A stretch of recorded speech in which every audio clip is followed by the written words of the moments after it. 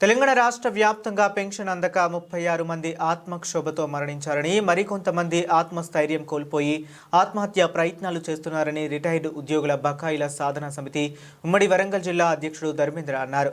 ప్రభుత్వ నిర్లక్ష్య వైఖరికి నిరసనగా హనుమకొండలోని ఏకశిలా పార్క్ వద్ద ఒక్కరోజు నిరాహార దీక్ష చేపట్టారు. ముందుగా మరణించిన రిటైర్డ్ ఉద్యోగులకు శ్రద్ధాంజలి ఘటించి నివాళులు అర్పించారు.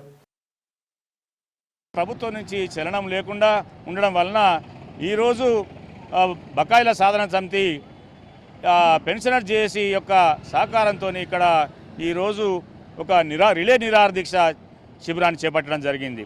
ఈ రిలే నిరాహార దీక్ష శిబిరంతోనైనా ప్రభుత్వం దిగివచ్చి మా యొక్క పెన్షన్లు ఏకమొత్తంగా చెల్లించాలి. ఇయాటి వరకు దాదాపు ఈ పెన్షన్లు అందక 36 మంది ఆత్మక్షోభతో చనిపోయిన ఆ ఆత్మస్థైర్యం కోల్పోయి చనిపోవడం జరిగింది.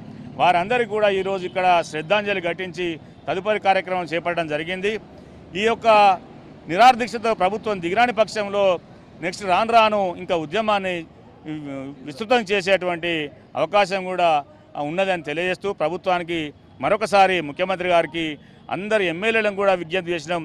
ముఖ్యమంత్రి గారికి చివరిగా విజ్ఞప్తి చేసేదంటే ఏ రోజు అంటే ఏ నెల రిటైర్ అయినటువంటి 30 సంవత్సరాలు 40 సంవత్సరాలు సర్వీస్ చేసినటువంటి ఉద్యోగస్తులందరికీ వారి బకాయిలు వెంటనే చెల్లించాలని ఈ వేదిక ద్వారా మరొకసారి విన్నవించుకుంటూ ముగిస్తున్నాను. Thank you.